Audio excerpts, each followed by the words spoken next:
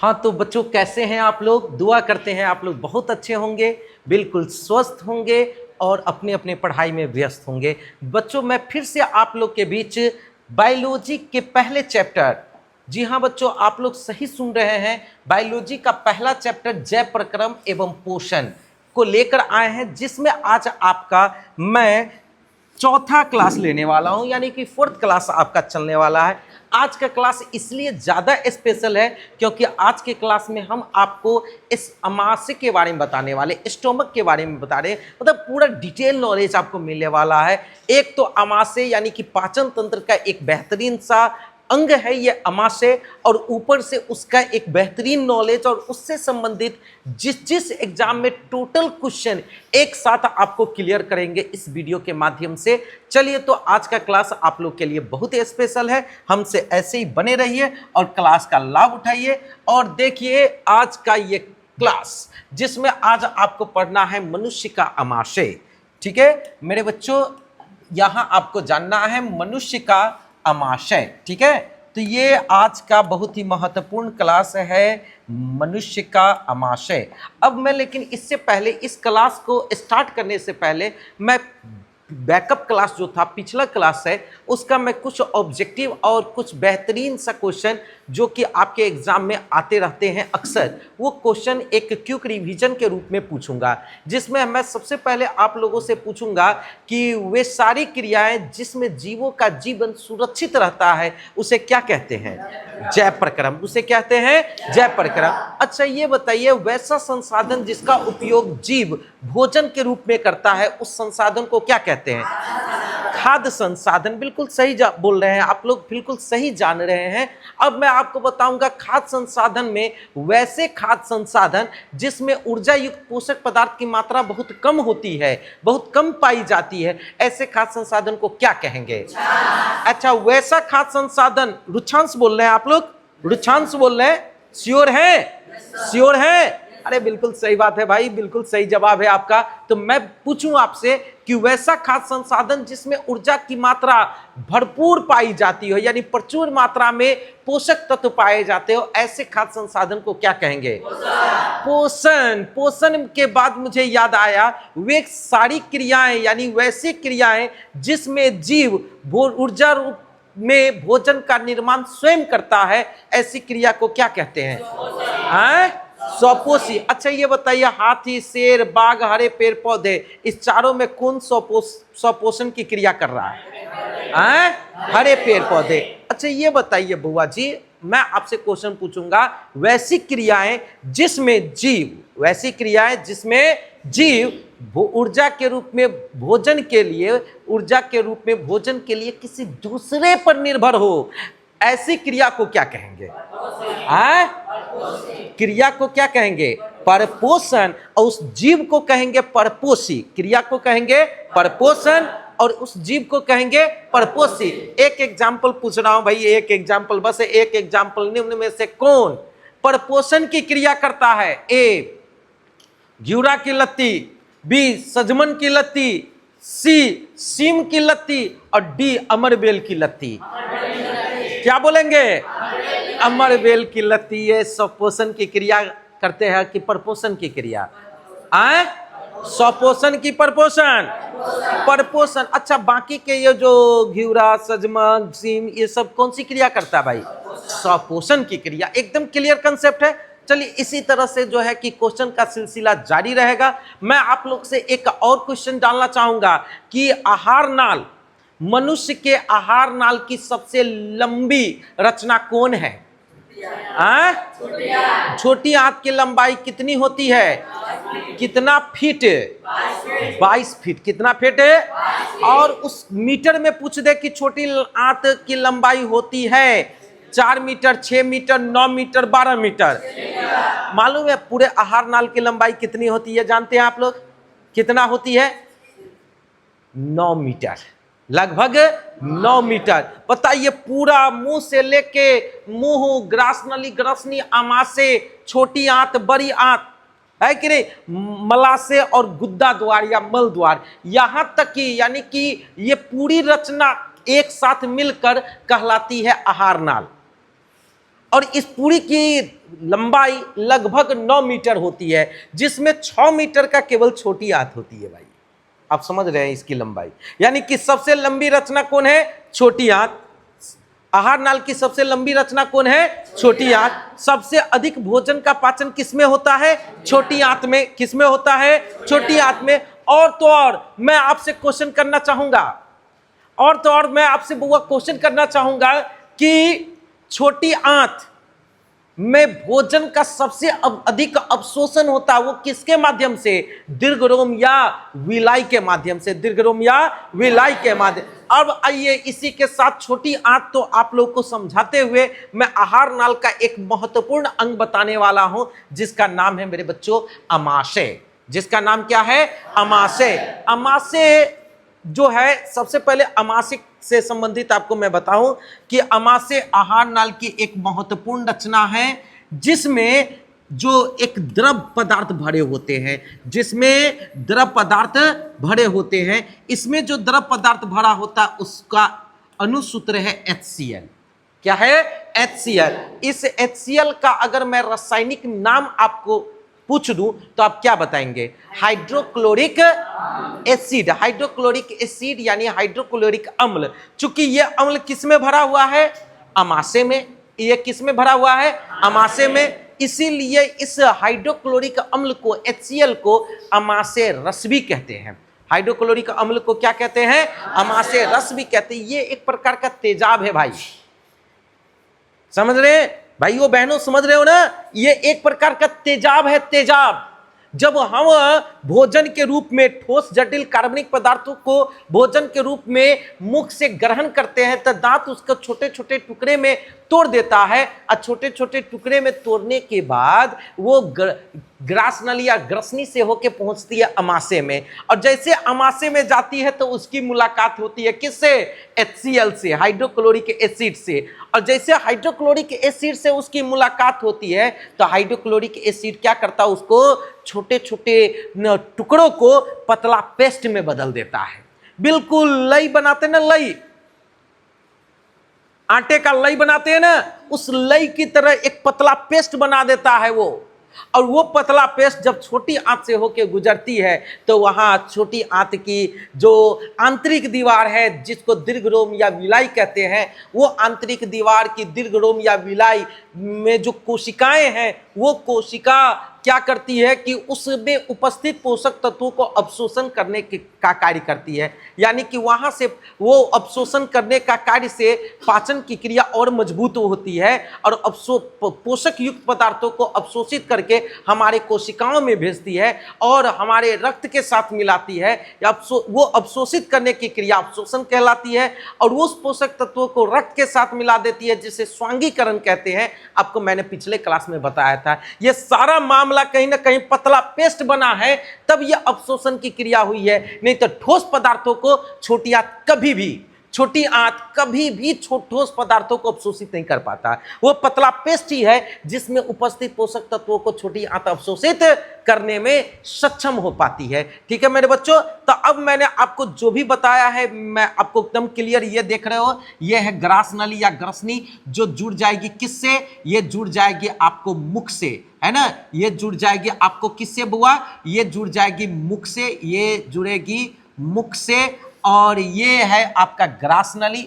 ये नली क्या कहलाएगी? ग्रास नली या ग्रसनी।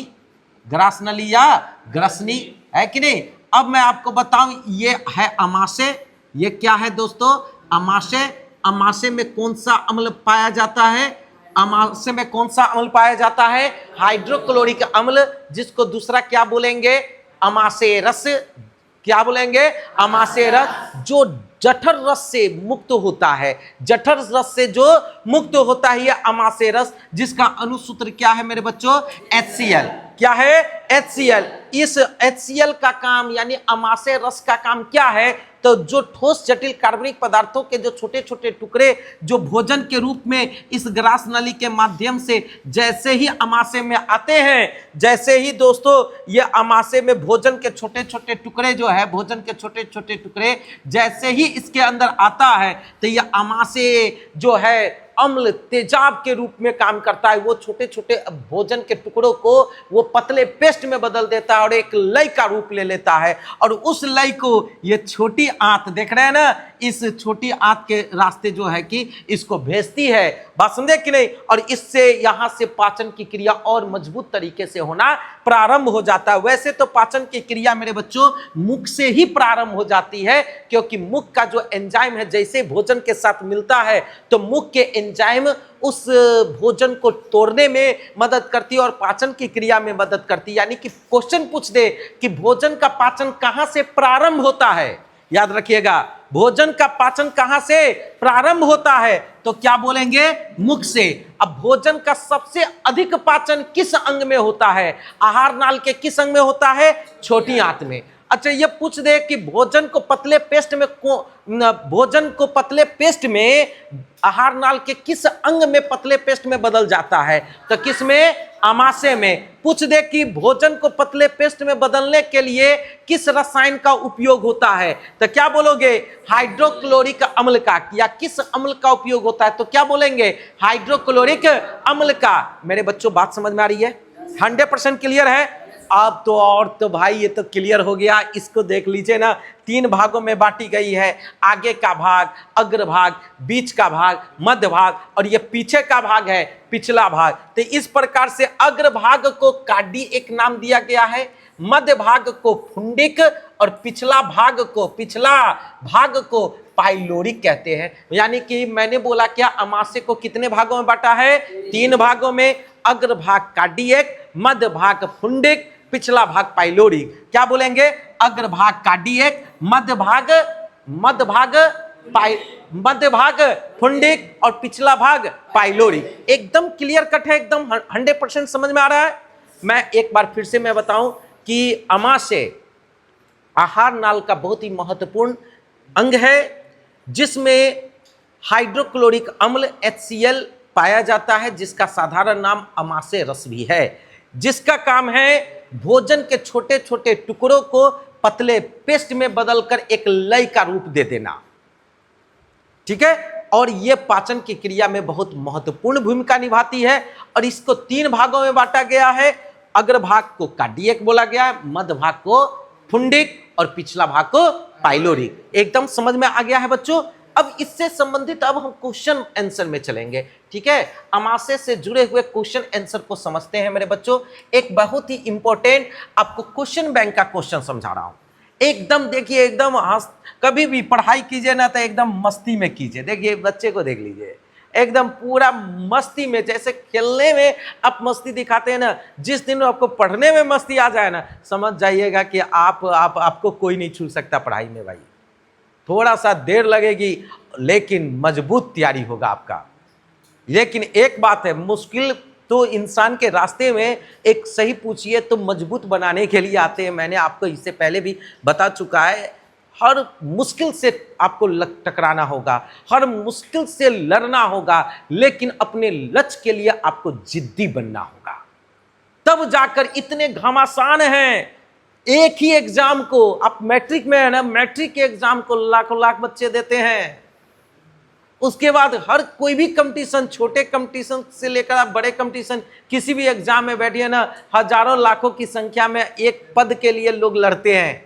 उसमें से कोई एक या जितने पद होते हैं कुछ ही सेलेक्ट हो पाते हैं। यानी लाखों की भीड़ में कुछ सैकड़ों या हजारों की संख्या में स्टूडेंट सेलेक्ट हो पाते हैं। तो आपको उस जो सैकड़ों या हजारों की संख्या में जो सेलेक्ट होते हैं ना, उसमें आपको बनना है, या कुछ संख्या में, इकाई के संख्या में आना है, इकाई के संख्या में टॉप 10 में आना है, आपको इकाई की संख्या में आना है। तो मेरे दोस्तों आपको जी तोड़ मेहनत करना पड़ेगा। अपने एम के लिए आपको जिद्दी बनना पड़ेगा। और इसके लिए मैं आपको जो बता रहा हूं अपने दिमाग में बैठा लीजिएगा, अपने दिमाग में लेकर चलिएगा कि हर मुश्किलों से टकराना है मुझको, जो मुझे बनना है उसे पाना है मुझको। जहां सब हार मेरी चाहते हैं, जहां सब हार मेरी चाहते हैं, वहीं से जीत के आना है मुझको। तो मेरे बच्चों, मैं पूरे आपको अंदाज में बता रहा हूं कि जिस तरीके से आप जिद्दी बन के आप आगे बढ़िएगा और अपने जीत के लिए एकदम रात को रात नहीं और दिन को दिन नहीं, धूप को धूप नहीं और बरसात को बरसात नहीं समझ के अपने मेहनत को एकदम कंटिन्यू करते रहिएगा। एक सिस्टम के साथ समय को अपना पढ़ाई में डेडिकेट कीजिएगा। समझ लीजिए आपकी जीत की पहली सीढ़ी वहीं से शुरू होगी। और मैं जो आपको बता रहा हूं ना, आप घर बैठे बैठे भी अपनी तैयारी को अंजाम तक पहुंचा सकते हैं। मेरे बच्चों, मेरे प्यारे साथियों, मेरे प्यारे बच्चों, आप बिल्कुल भी ना घबराएं। आपकी समस्याएं जो भी है, आप वो समस्या को हमारे कमेंट बॉक्स में लाएं। मैं आपको वो सारी समस्याएं, अभी तो मैं केवल सिर्फ बायोलॉजी दे रहा हूं, साइंस में फिजिक्स, केमिस्ट्री, बायोलॉजी, तीनों को ही मैं आपको जो है कि कंटेंट एक बेस्ट कंटेंट के रूप में आपको दूंगा। लेकिन साथ में आपकी मैथ का भी class, other Sanskrit, Hindi, SST, every English तक का क्लास में आपको यहाँ इस स्टेज के माध्यम से, इस चैनल के माध्यम से हम आपको प्रोवाइड करेंगे। इसीलिए आप इस चैनल को निश्चित रूप से सब्सक्राइब कीजिए और बोर्ड की बेहतरीन तैयारी कीजिए। मैं आपको इसी के साथ में ये भी बताने वाला हूं कि देख लीजिए, ये जो क्वेश्चन देख रहे हैं ना, बोर्ड के एग्जाम में पूछा गया क्वेश्चन है।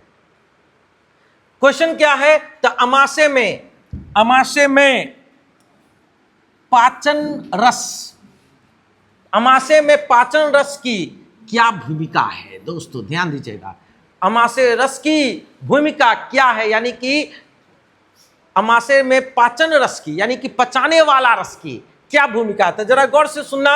अमाशय में पाचन रस जठर ग्रंथि द्वारा स्त्रावित होता है। ठीक है ना?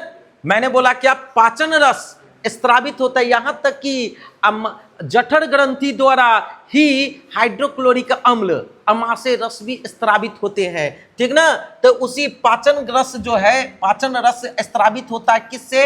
हमारे शरीर में जो जठर ग्रंथि है अमाशय के साथ, उस जठर ग्रंथि से स्त्रावित होता है, मुक्त होता है। ठीक है? और तो और उसमें हाइड्रोक्लोरिक अम्ल यानी HCl, अमाशय रस है ना, या म्यूकस की बात करें, तथा पेप्सिनोजेन इत्यादि, ये जो जितने भी देख रहे हो ना, ये पाचन रस है, ये पाचन की क्रिया में महत्वपूर्ण भूमिका निभाते हैं। ये सब के सब जठर रस के प्रमुख अवयव है। ये सब जो है ना जठर रस से ही मुक्त होते हैं, इसीलिए जठर रस के ये सब जो है प्रमुख है।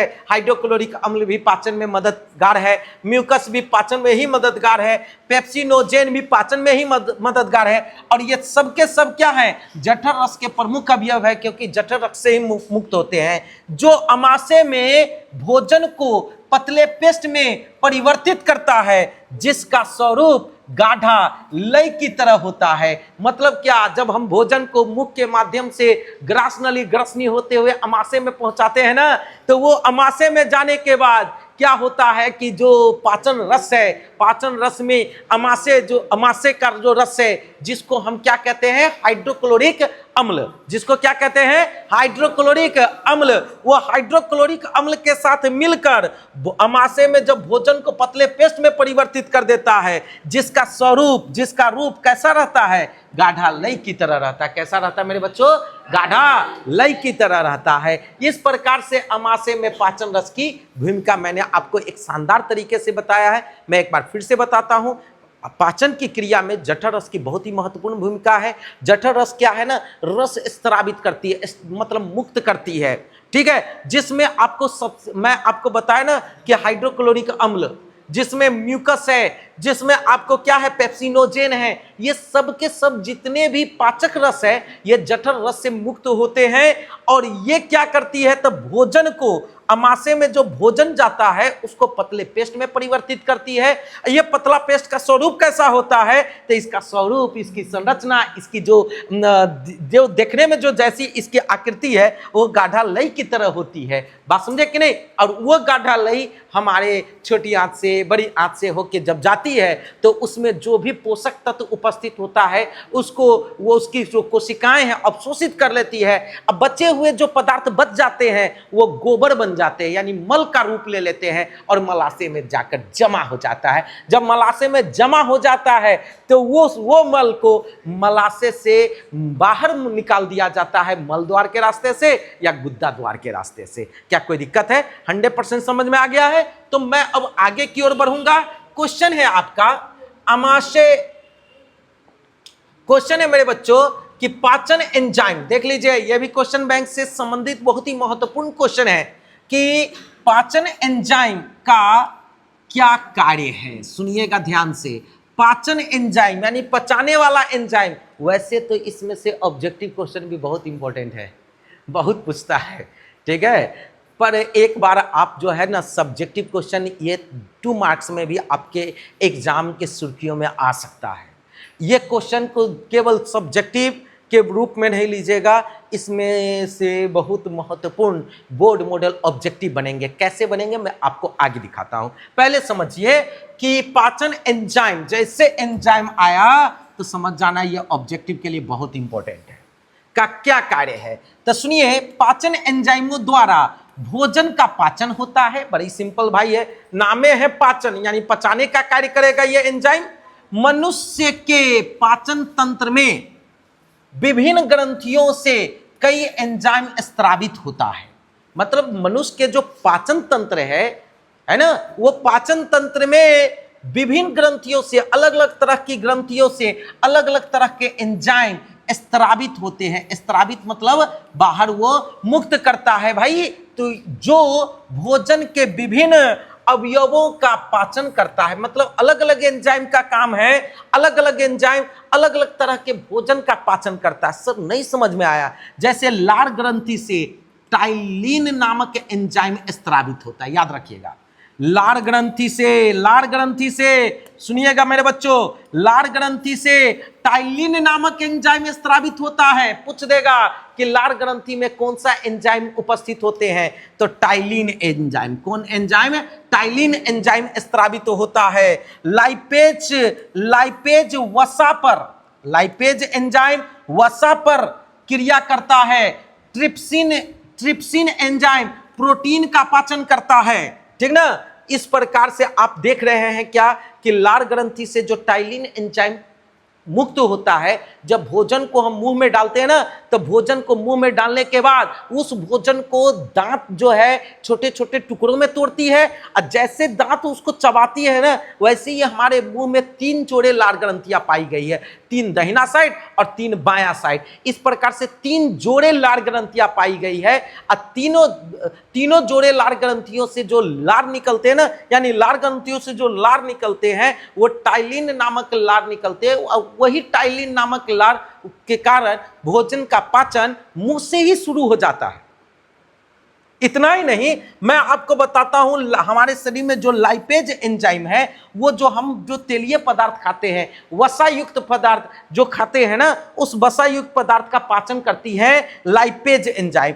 अब मैं बताता हूं ट्रिप्सिन, हम लोग जो प्रोटीन वाले जो पदार्थ खाते हैं, सेब खाए, रोटी खाए, जिसमें प्रोटीन की मात्रा हो, प्रोटीन युक्त जो भोजन ग्रहण करते हैं, उस भोजन का पाचन ट्रिप्सिन नामक एंजाइम करता है। यानी कि ट्रिप्सिन एंजाइम का काम है वो प्रोटीन का पाचन करने में, है कि नहीं। तो अब सर आप बोले थे कि इससे सब्जेक्टिव क्वेश्चन बनेगा, इससे ऑब्जेक्टिव क्वेश्चन बनेगा, लेकिन हम तो देख रहे हैं कि आप सब्जेक्टिव क्वेश्चन बता दिए कि आप ही ने बोला है कि पाचन एंजाइमों द्वारा भोजन का पाचन होता है। ठीक है, यह भी बात सही है। आपने ही बोला है कि मनुष्य के पाचन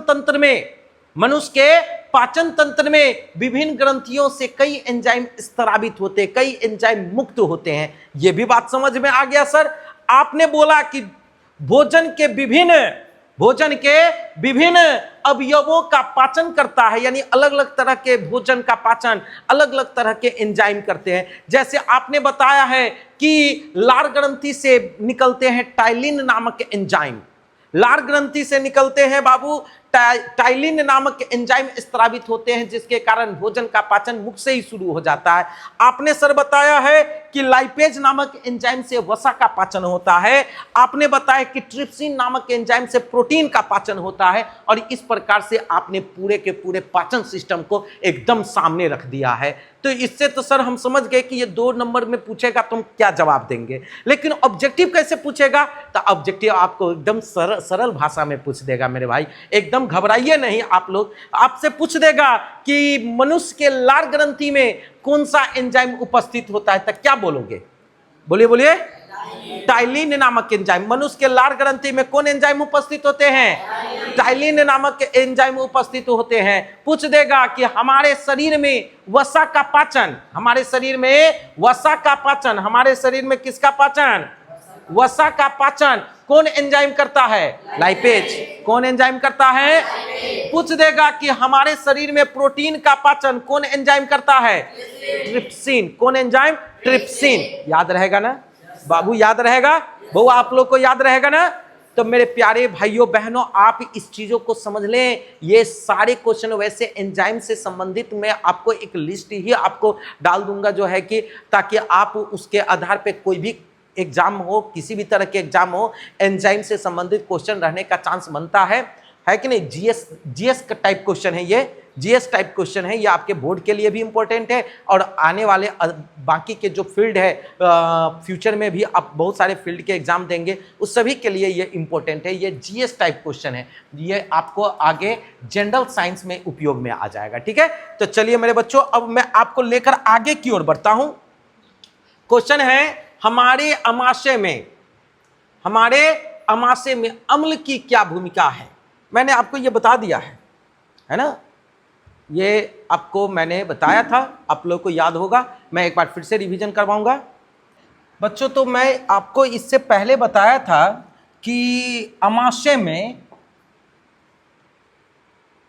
इसमें दिया है हमारे अमाशय में अम्ल की भूमिका क्या है, और हमने आपको बताया था इससे पहले कि अमाशय रस यानी कि पाचन रस की क्या भूमिका है। पाचन रस से संबंधित मैंने आपको क्वेश्चन दिया था, उसी से संबंधित मिलता जुलता ये जो है कि क्वेश्चन है, और क्वेश्चन बैंक का क्वेश्चन है कि ये बराबर पूछे गए हैं क्वेश्चन कि हमारे अमाशय में अम्ल की भूमिका क्या है? अम्ल की भूमिका क्या है? तो जरा गौर से सुनना, बहुत ही सीधा साधा साधारण सा आंसर है, जो कि आप पढ़ चुके हैं ना, तो आपको एक कंसेप्ट क्लियर है। आपको एक बार में बताएंगे कि आप जानते हैं कि अमाशय में जठर ग्रंथि से क्या मुक्त होता है भाई? जठर ग्रंथि से क्या मुक्त होता है? HCl, hydrochloric acid. क्या मुक्त होता है जठर ग्रंथि से?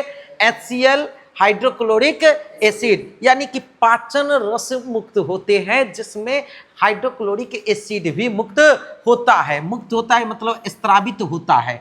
यह अम्ल यानी कि हाइड्रोक्लोरिक अम्ल जो है, ये निष्क्रिय पेप्सिनोजेन को, यानी कि पेप्सिनोजेन जो हम लेते हैं ना, उस निष्क्रिय पेप्सिनोजेन को क्या कर देता है? तो सक्रिय बना देता है। किस रूप में? तो पेप्सिन में के रूप में उसको सक्रिय बना देता है। यानी हाइड्रोक्लोरिक अम्ल में जब भोजन जाती है तो यह हाइड्रोक्लोरिक अम्ल क्या करती है? तो निष्क्रिय पेप्सिनोजेन को सक्रिय पेप्सिन में बदल देती है, जो भोजन के प्रोटीन पर प्रतिक्रिया करके, भोजन के किस पे? प्रोटीन पर प्रतिक्रिया करके उसको पेप्टोन में बदल देती है, जिससे उसका पाचन की क्रिया आसानी से हो पाता है। भोजन के प्रोटीन पर प्रतिक्रिया करके उसको किस में बदल देती है? पेप्टोन में बदल देती है, जिससे इसका पाचन आसानी से हो सकता है। और इतना ही नहीं बच्चों, ये तो एक प्रकार का ऐसा तेजाब है कि हड्डियों चबा जाता है। जो देखिएगा मांसाहारी लोग हैं, वो हड्डी भी जो है कि चबा जाता है। जब अमाशय में जाता है तो ओकरो गला के जो है कि पतला पेस्ट में बदल देता है। अब जानते हैं, अब देखे हैं बचपन में कहानी याद होगा आप लोग को कि अब जब खाते थे, मान लीजिए कि क्या जामुन खा लेते थे, उसके जामुन के साथ साथ बिया जो है कि पेट में चल जाता था। बच्चा में लोग कहता था कि अब पेड़ निकलेगा। पेड़ कहाँ से? तब माता से पेड़ निकलेगा, पेड़। लेकिन पेड़ निकलता था? नहीं निकलता था। क्यों नहीं निकला भाई? आपने कभी सोचा कि जो बिया गया वह बिया कहीं मिट्टी के भीतरी चल जाता ना, तो सच में पेड़ निकलता? भाई बड़ा कंफ्यूजन में बच्चा सब रहता है उस समय कि ओ बाबू कैसे पेड़ निकलेगा तो क्या होगा। लेकिन पेड़ निकला? नहीं निकला भाई। तो पेड़ कहाँ गया? वो बिया कहाँ गया? पेड़ नहीं निकला तो बीज गया कहाँ? तो वो बीज जब अमाशय में आया तो अमाशय में यह हाइड्रोक्लोरिक अम्ल में जैसे गिरा तो उसको क्या करेगा? वो हाइड्रोक्लोरिक अम्ल उसको कहेगा हाँ आओ वेलकम वेलकम, अब पेड़ तुमको बनाएंगे यहाँ से। नहीं, उसको पतला पेस्ट में बदल देता है, उसको तोड़ के ब्रेक करके उसको पतले पेस्ट में बदल देता है। इसी प्रकार से मैंने आपको बताया कि जब हाइड्रोक्लोरिक अम्ल, पूछ रहा हमारे अमाशय में अम्ल की क्या भूमिका है? अम्ल की क्या भूमिका मतलब हाइड्रोक्लोरिक अम्ल की क्या भूमिका है? अम्ल की मतलब कौन अम्ल की? तो हाइड्रोक्लोरिक अम्ल की क्या भूमिका है? तो इसके लिए मैंने बताया कि अमाशय में जठर ग्रंथि से हाइड्रोक्लोरिक अम्ल स्रावित होता है। यह अम्ल निष्क्रिय किसको? पेप्सिनोजेन को सक्रिय पेप्सिन में बदल देता है। और सक्रिय पेप्सिन में बदलने से क्या होता है मेरे बच्चों? भोजन को के प्रोटीन पर प्रतिक्रिया करती है और प्रोटीन पर प्रतिक्रिया करके उसको पेप्टोन में बदल देती है। इससे क्या होता है? तो इससे भोजन का पाचन हो जाता है। केवल पाचन ही नहीं होता है, उसके साथ साथ जो भी जीवाणु आप ले लिए रहते हैं ना भोजन में के रूप में, जो जीवाणु ले लिए रहते हैं वो जीवाणु को भी साफ कर देता है उसी में। यानी कि जीवाणु बैक्टीरिया आप कुछ भी अगर ले लिए भोजन के साथ साथ तो वो आपके अमाशय में जाने के बाद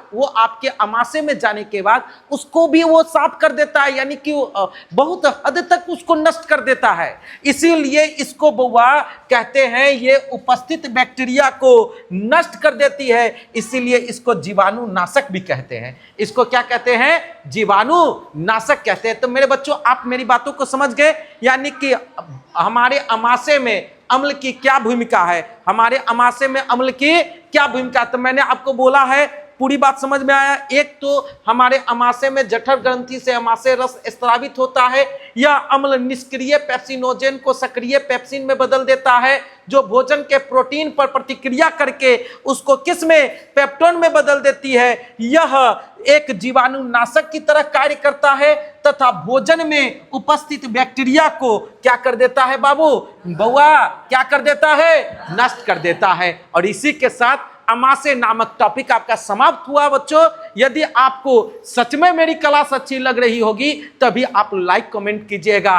और हाँ, आपको लग रहा है कि यह चैनल आपको फ्यूचर में साथ दे देगा तो दोस्तों सब्सक्राइब करना ना भूले और अपने उस मित्रों को जरूर भेज दें जो मित्र आपसे बड़े उम्मीद के साथ देखते हैं कि दोस्त हमारे साथ ये दुनिया चल रहा है, ये दुख का घड़ी है, ये कष्ट चल रहा है। ऐसे दोस्तों को साथ देना मतलब क्या? मंदिर और मस्जिद में दिए जलाने के समान है दोस्तों। अपने उस साथी को जरूर साथ दो जो आपके साथ कष्ट को बांटता हो, आपके साथ अपने दुख को शेयर करता हो। अगर आप उसका जीवन बनाना चाहते हैं तो आप अपने निराला ऑनलाइन क्लासेस को उसके पास भेज के उसके जीवन को बदल दे। और फिर मिलते हैं अगले क्लास में। आज के लिए इतना ही। जय हिंद।